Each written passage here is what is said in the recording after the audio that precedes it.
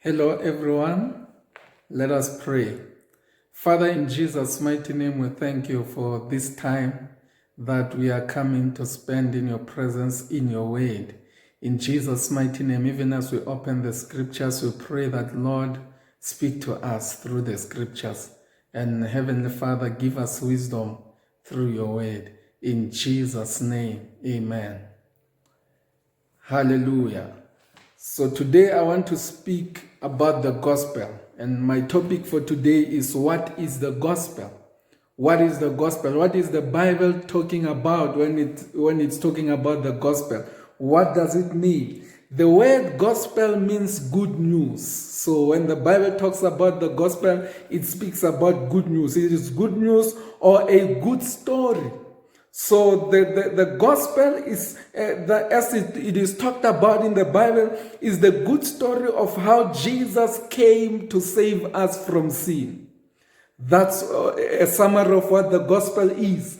The good story of how Jesus Christ came to save us from sin. Let's read in Romans chapter 5, verse 12.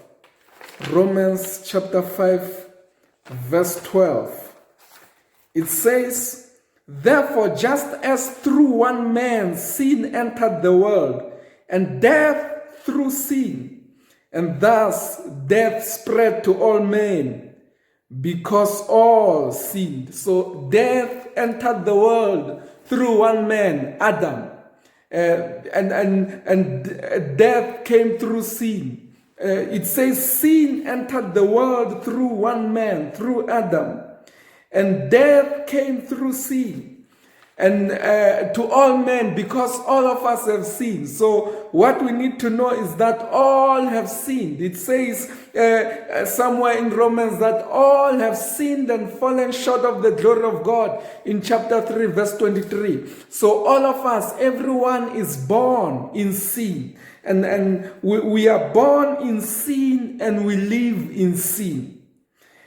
Our sin separates us from God because God is righteous and he judges sin. So where there is sin, the wrath of God is against those people or upon those people who are in sin, or the anger of God is upon those people. Anyone who is in sin is an enemy of God. So because sin separates us, brought separation between man and God, and we deserve the wrath of God. We deserve punishment because of that sin. But when we read in Ephesians chapter 2, let us read it. It says that because of the sin, because we live in sin, we are born in sin, and we are raised up in sin, and we live in sin. Because of that, we deserve the wrath of God or the punishment of God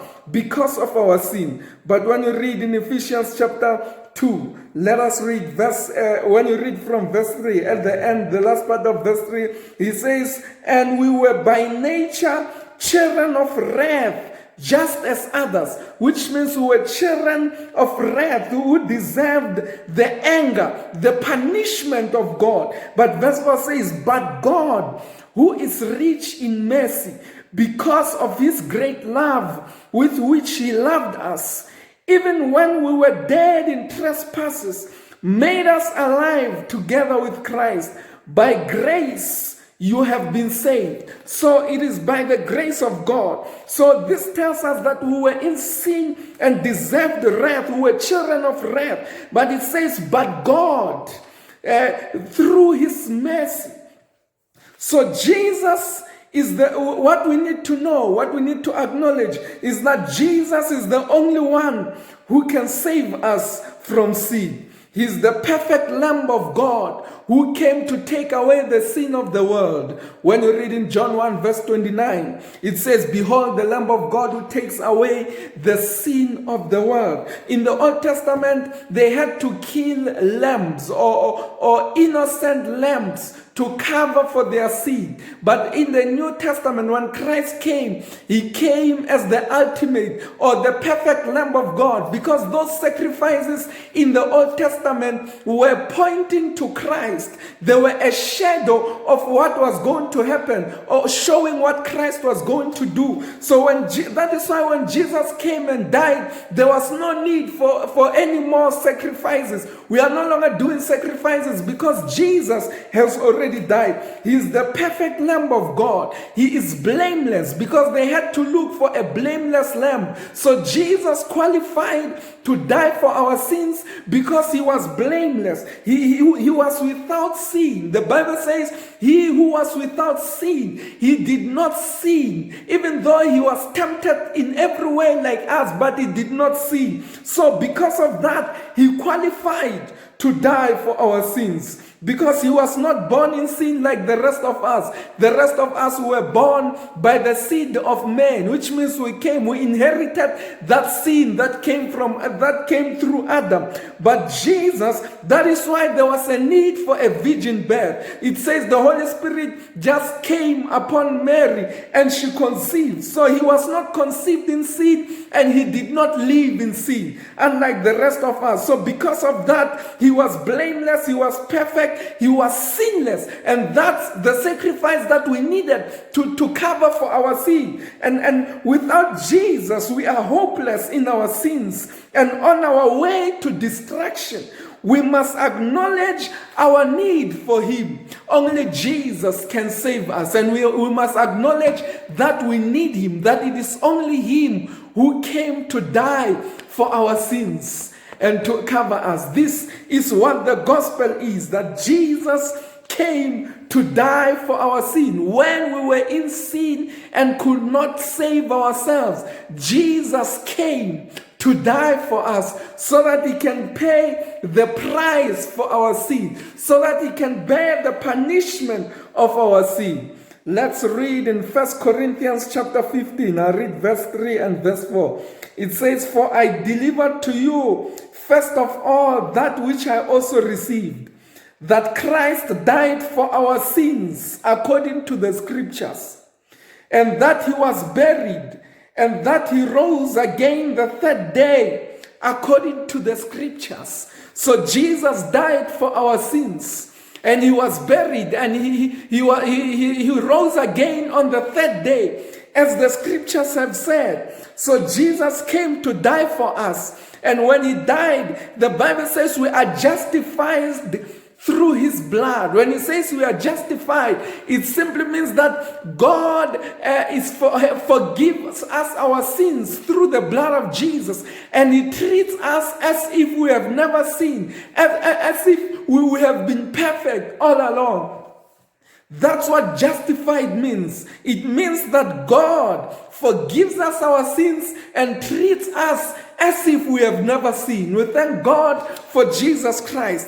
And when Jesus died, he saved us from the wrath of God by his death. He died to reconcile us with God. His death on the cross brought reconciliation between us and God. Oh, we thank God for Jesus. He paid the price for our sins. That's what Jesus did through his death. And he was buried. And when he was buried, our old self was buried with him. Remember that when we lived in sin, our old self, sinful, we had a sinful nature, a sinful self.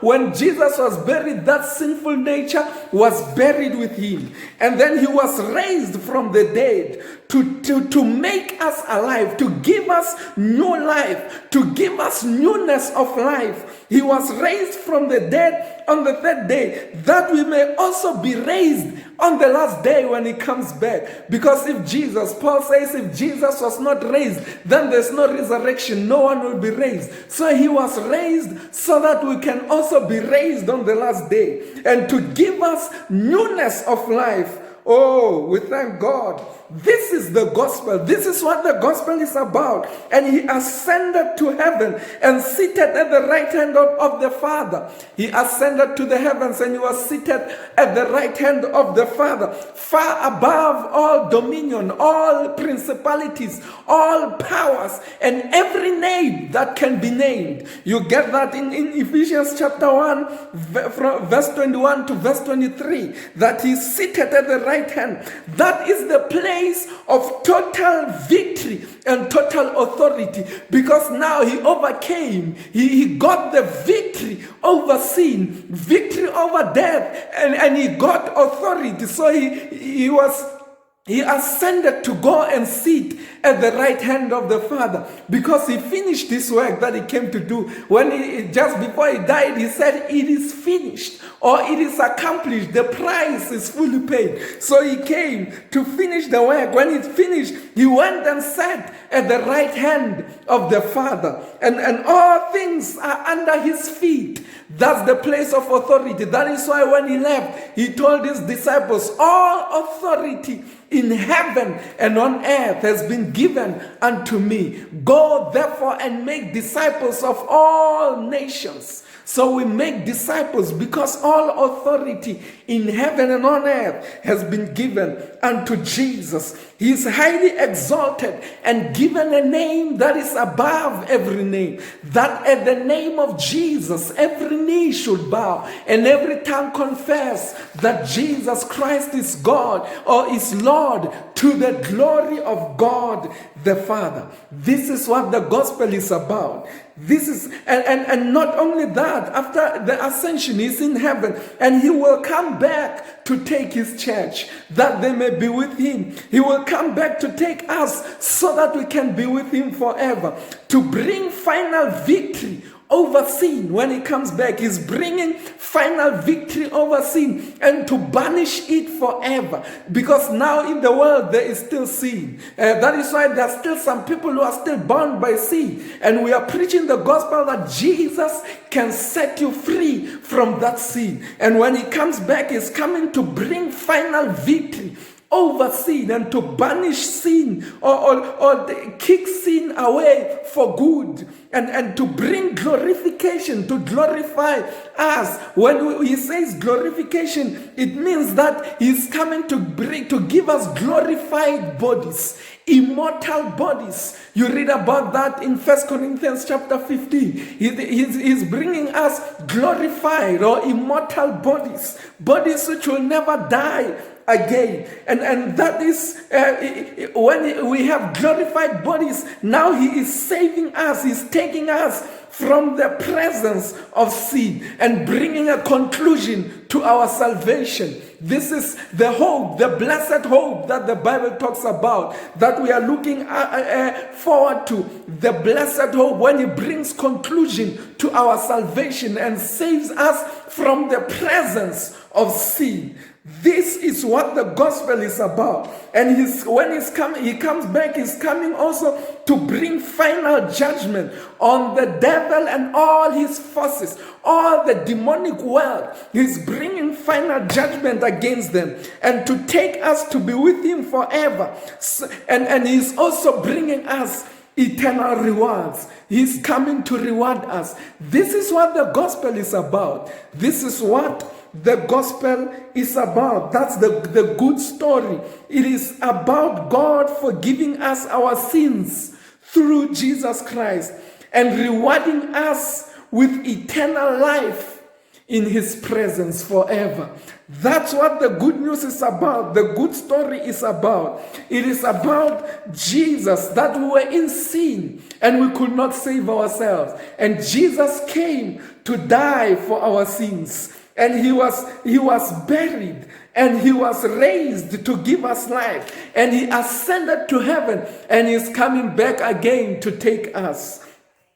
Now that's the good news or the good story. Now how should we respond to the gospel or to this good news? The Bible says we respond by believing in the Lord Jesus Christ. We must believe that he died to pay for our sins and rose from the dead to give us new life. We must believe that it is only through him that we can experience forgiveness of sins. There's no other way, other person, there's no other one who can forgive us sins but Jesus Christ. So our response to the gospel is to believe. We must believe what Jesus has done. We must believe and receive the good news and open our hearts to God because of what Jesus has done. So I want to invite you, if you have not yet opened your heart to the gospel, that you open your heart and receive this good news of what Jesus has done.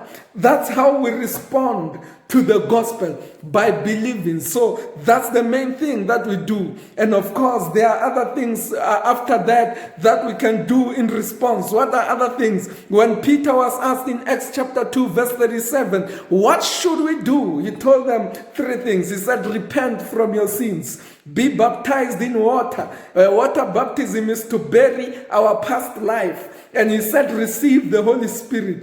And the Holy Spirit is our helper who will help us in this new life. So those are more things that we should do in response to our gospel. But the main thing that you can do immediately is to believe in the Lord Jesus Christ, and you will be saved, and you will experience this newness of life. Let us pray. Father, in Jesus' mighty name, we thank you for this time. And I pray for everyone who has said this message, that Lord, open our eyes, our ears, that we hear and understand this gospel message. In the name of Jesus, there are many messages that are preached that may come to confuse us. But Lord, we pray that you will help us to understand the simplicity of the gospel, the good news, the good story. We pray in Jesus' mighty name. Help us to understand it. And I pray that you open the hearts of those who have not yet believed, that they will believe this good news and receive this good story. In the name of Jesus we pray. Amen. Hallelujah. We thank God for Jesus Christ.